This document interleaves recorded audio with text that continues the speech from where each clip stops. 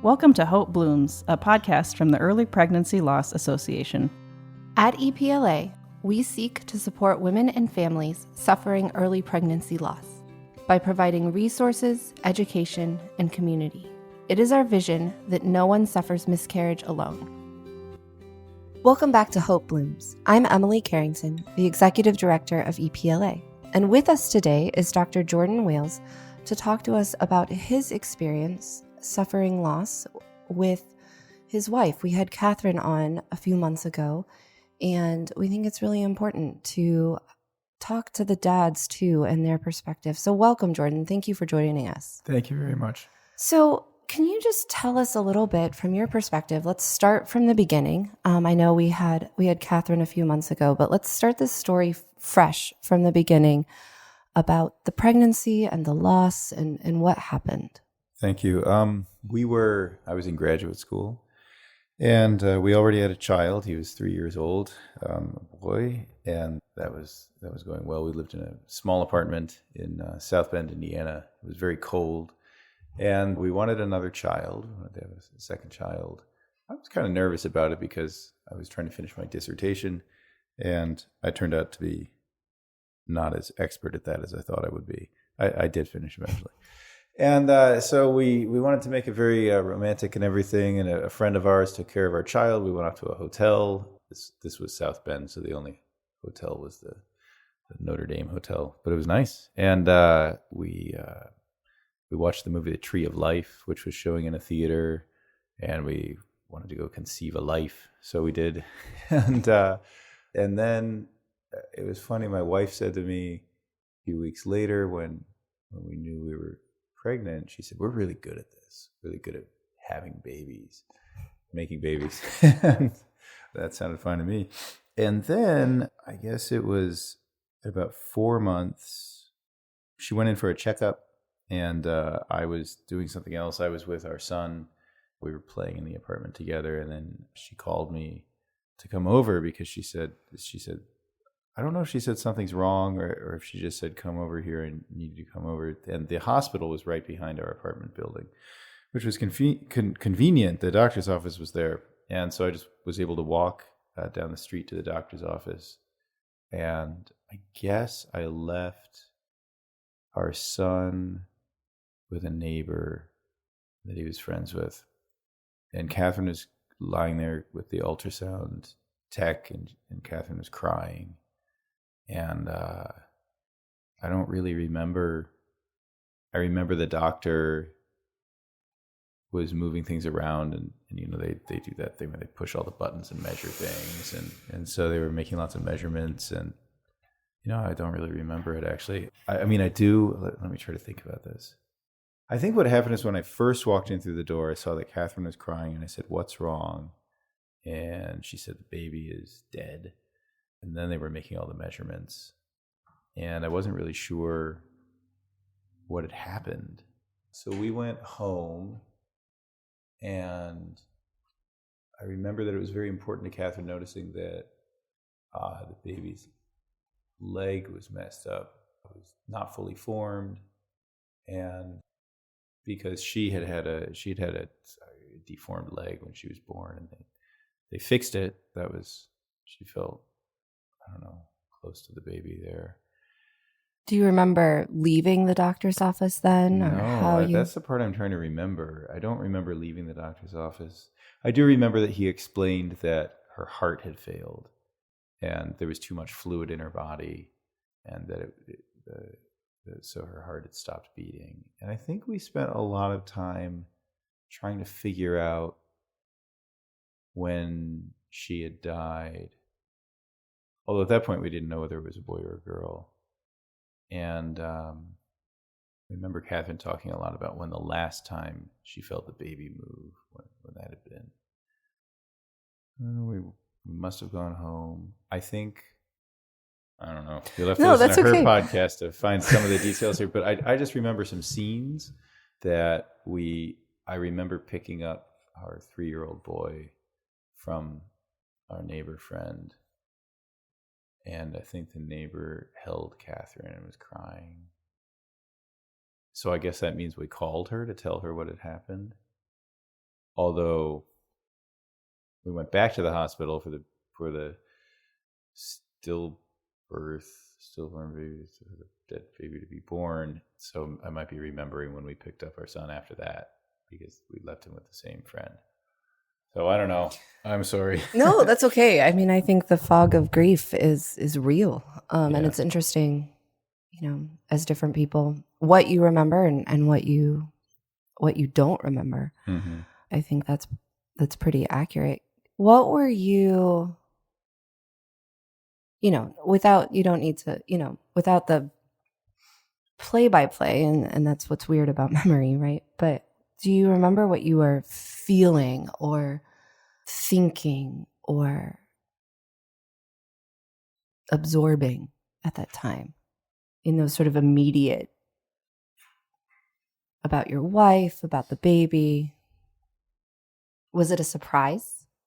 Yeah, it was definitely a surprise. My wife once said that I made some mention about, like, one day there won't be poop all over the wall in the bathroom every so often, from a child who thinks he's wiped and hasn't done a very efficient job. And she said, well, I really hate that kind of thing. She said, but when you walk into a bathroom that a kid is fouled, you think, oh, I know what to do here. And so I think I kind of felt that way, that I felt secure in the feeling of, okay, now the next step is I comfort my wife. Mm-hmm. And then we're going to pick up our son. And then I felt confident in the task of psychologically assisting others, mm-hmm. which I suppose was a way of, it enabled me to dodge my own grief. Mm-hmm. Because I could just think, well, I'm going to hold her hand and be a really good husband and take all this information in, and in that way be able to encompass the whole situation. Right. And not feel swallowed up by it. So, yeah, what was I feeling then?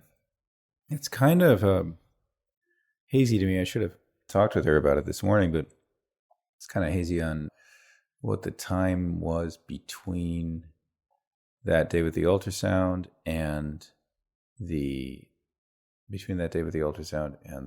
birth. Mm-hmm. I guess it was probably only a matter of days, maybe 2 or 3 days or 4 days. Mm-hmm. 4 days kind of sticks in my mind, so maybe that was it. And it was a very hard time. I remember interactions we had. There was a lot of distress, mm-hmm. and I don't really remember. There was some sort of altercation or maybe just a lot of emotion. And my wife said she hated me at one point, but I don't remember what that was about. I mean, we know what it was actually about. It was grief, and they told us that the hormones would be going crazy because it's like turning off a car while you're on a highway. So the car starts skidding all over the place. And so that was really hard for her. It was really hard for me. And we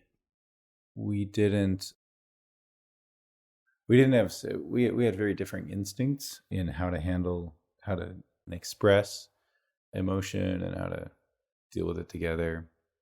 And I like to talk about things a lot. Mm-hmm. Sometimes she likes to sort of, at least at that point, this was many years ago, a decade ago, she didn't really like to talk about things quite so much.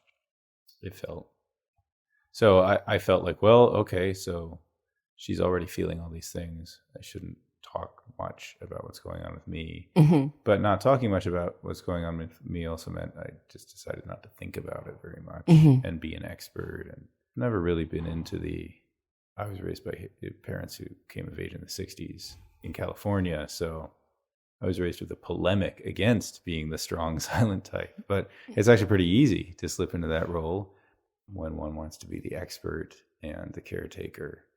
And so that's what I did. I didn't talk much about it, but then I was sad. So then we went back to the hospital and had the birth. My wife wanted to watch the Kenneth Branagh Hamlet, because in the part where Hamlet's ghost comes back, I don't know why, but I guess because we had a dead relative in the room with us. But that's a pretty scary movie at the beginning. There's a lot of screaming from the ghost and roaring and earthquakes. And the nurses thought we were watching a horror movie. Pretty dark, yeah. Yeah. And so eventually Kathryn agreed that we should watch something else. So we watched Into Great Silence about the Cistercian monks. And there's a scene in it where one of the very elderly monks in his 90s was talking to the interviewer about dying. And they asked him something like, do you think about it much? And he said, well, I don't really think about it, but I think about it all the time, or something like that. That's how it felt to me anyway when I was watching it, that he was saying he both did and didn't think. And I guess that's kind of how it was for me. And then he said, but when I think about death, I remember, he talked about the death of his own father, which was over half a century earlier. And he said, but I know, it was something like, but when my father died, I know that he found a father, referring to meeting God. And he said, so I know that when I die, I will find a father. And that was very comforting to me to think about our child finding a father after death.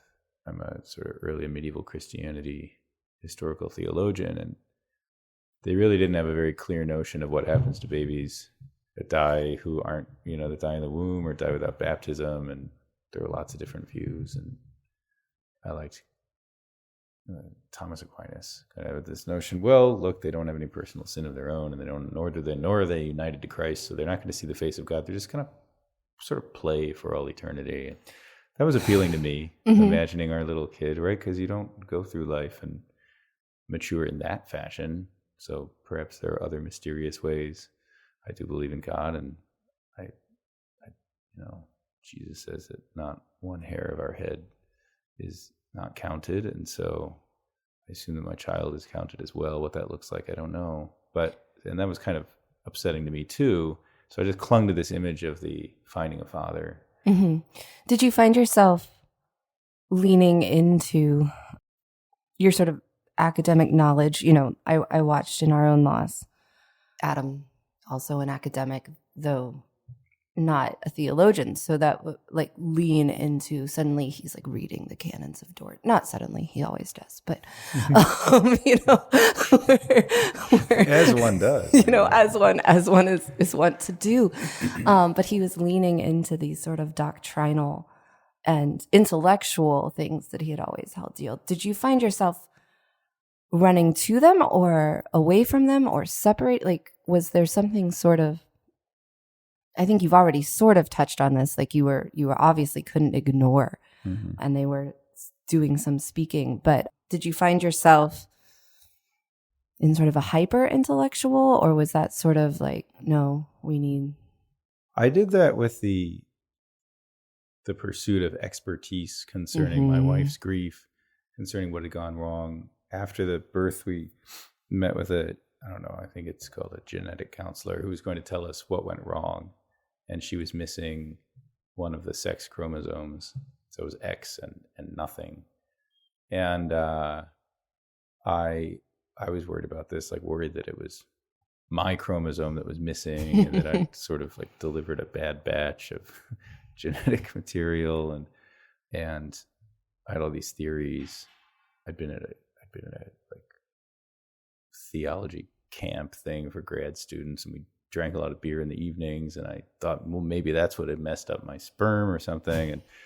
And the genetic counselor looked me in the eye. He said, you did not do this. America would be a barren wasteland if your theory were correct. Beer was. And so that was reassuring to me. But yes, that kind of pursuit of intellectual mastery. Concerning the theological side of it, I actually leaned toward grief and desolation, and the most frightening, or not frightening, but just unconsolable, I guess frightening, speculations within the early Christian tradition about unbaptized babies. And Augustine says, well, they as all humans participate in the sin of Adam, and they will be punished for it, but with lighter punishments. It's not really clear what he means.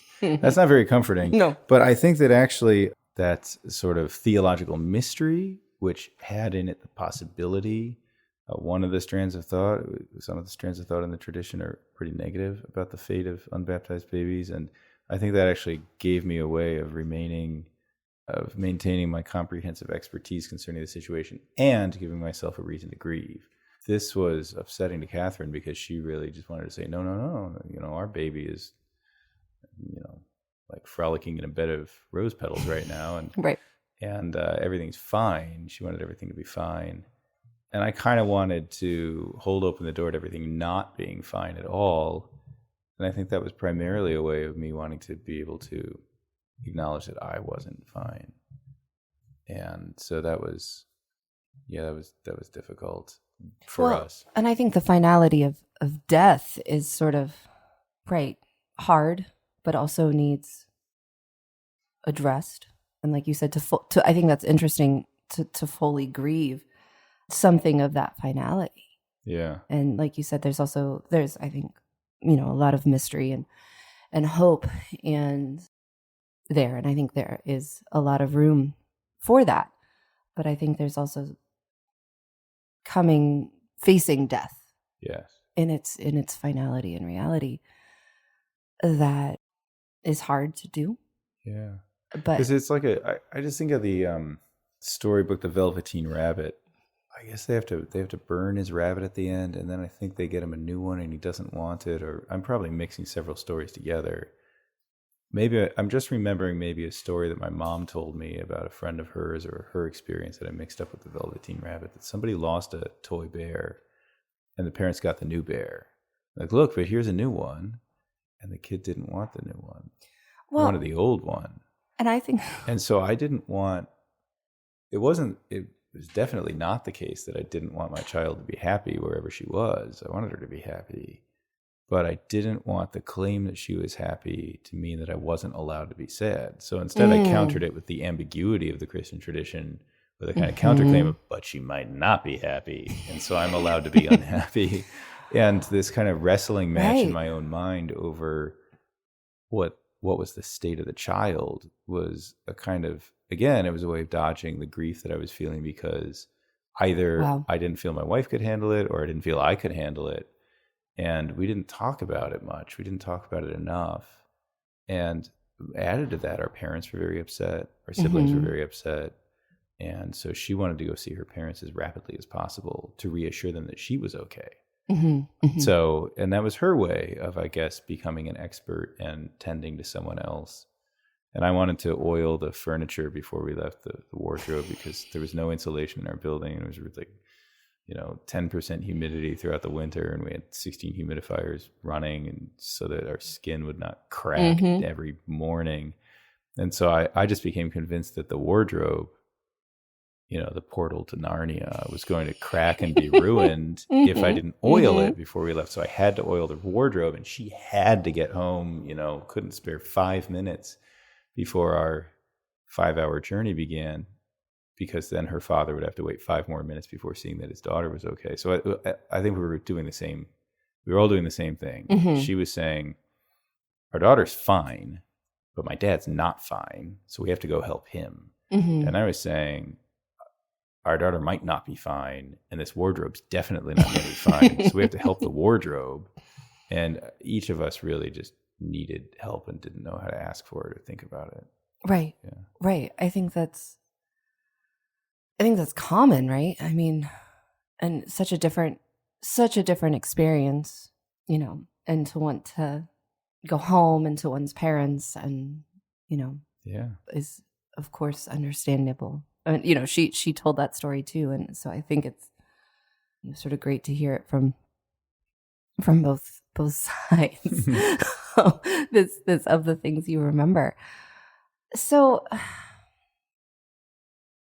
how, moving forward from that delivery, did you spend any time after the baby was born? Did you spend any time with her, with the baby? Oh, yes. And there too, I was wanting to kind of feel safe by understanding everything. And I was able to hold her body in the palm of my hand. The doctor thought it was a boy, but that turned out probably to be like the intestinal cavity doesn't fully close at 4 months, so what he thought was a penis was actually the intestine, probably, because the genetics came back and it was definitely a girl.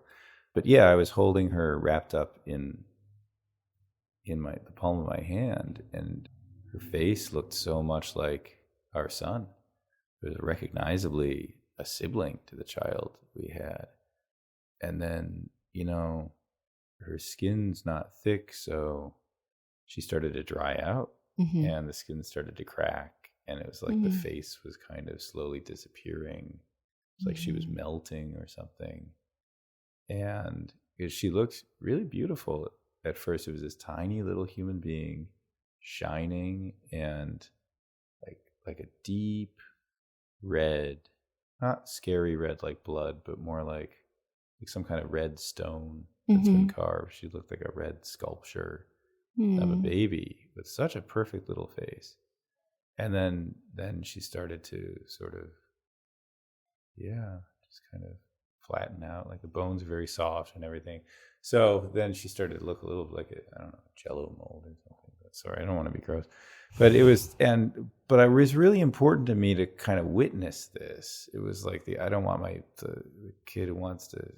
They say that kids ought to be taken to funerals and ought to see the body go into the ground, and so I needed to see the body go into the ground, or the formlessness to take over and hold her in my heart and in my memory. And so I spent a lot of time holding her, and when Kathryn was ready, Kathryn held her too. And we took a lot of photographs and set her up on a little table and wrapped her up and put a little cross next to her head and prayed for her and prayed together. And that was really good. I think maybe we called someone on the phone. I don't know.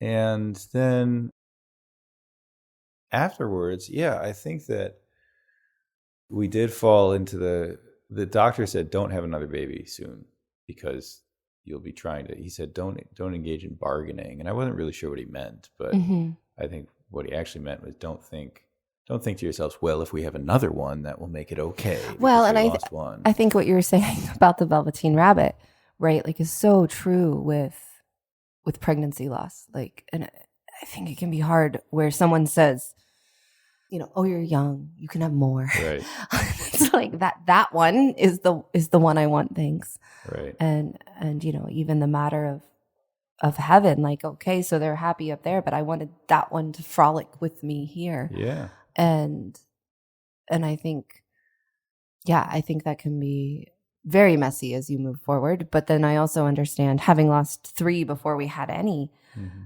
I wanted those babies, but I also wanted my motherhood specifically to sort of be restored. I had no one to mother. So that can be, I think there's a dissonance there of I can't replace that baby, but I can hold babies. I need to hold a baby. I need to hold any baby. Yeah. Give me a baby to hold, because I'm feeling this emptiness and loss. There was something interesting that the doctor said, because we had told our son that his sibling was a boy. We named him Theodora. And he would ask us about Theodora a lot, and we'd talk about Theodora. We had a funeral for Theodora. Theodora was buried. And then the genetic tests came back, and it was actually a girl. And we told our son this, and he hadn't gotten to see her. All he had was the name in his imagination. And so he angrily insisted, he was 3, he angrily insisted, no, Theodore is a brother. Theodore is a brother. And the pediatrician told us, don't argue with him about this. Just let it go. Answer any questions he asks, and he'll come around in his own time. And he did. It was in the spring, maybe in March. So all this happened in December. And then 3 months later or so, he was looking out the window at the snow. It was not spring, and the snow was falling. He was watching the snow fall. And he said, Theodora was a sister. Oh. And I said, yes, she was. He said, yeah, she was a sister. I said, do you miss her? He said, I miss Theodora. Because that's what we had retitled her. And so he accepted it. And I think that, if I just think about things I wished we had done differently, but I don't really blame us for doing them the way we did. We just didn't know any better, and we were really distraught. But if we'd given ourselves that time, instead of me trying to lock down, like, what happened to my child after death, But if in the midst of all that, if we'd given ourselves time to kind of look out the window at the snow falling and not have to render an answer about things so quickly, that would have been good. And really, that's something that we realized years later. And that, I like to talk about feelings, but I realized I'd done a fairly good job at talking myself out of having feelings about it for a while. And so it was years later that my wife and I realized that it was important to talk about this. And part of that journey of grieving and acceptance has been her interview and my interview. And so thank you for that opportunity. Well, absolutely. Well, we are at the end of this interview. So thank you very much. I think it's so important to tell these stories and to hear these stories. And it's just such a gift for us to listen to these stories from many. So thank you so much for your willingness to share today. And we really appreciate having you. So thank you for joining us. You're welcome. Thank you. This has been an episode of Hope Blooms. Join us next time. Thank you. Thank you for listening to Hope Blooms, a podcast from the Early Pregnancy Loss Association. To learn more about how we and you can support women suffering early pregnancy loss, visit our website at miscarriagecare.com or find us on Facebook, Instagram, and Twitter. Thank you for listening.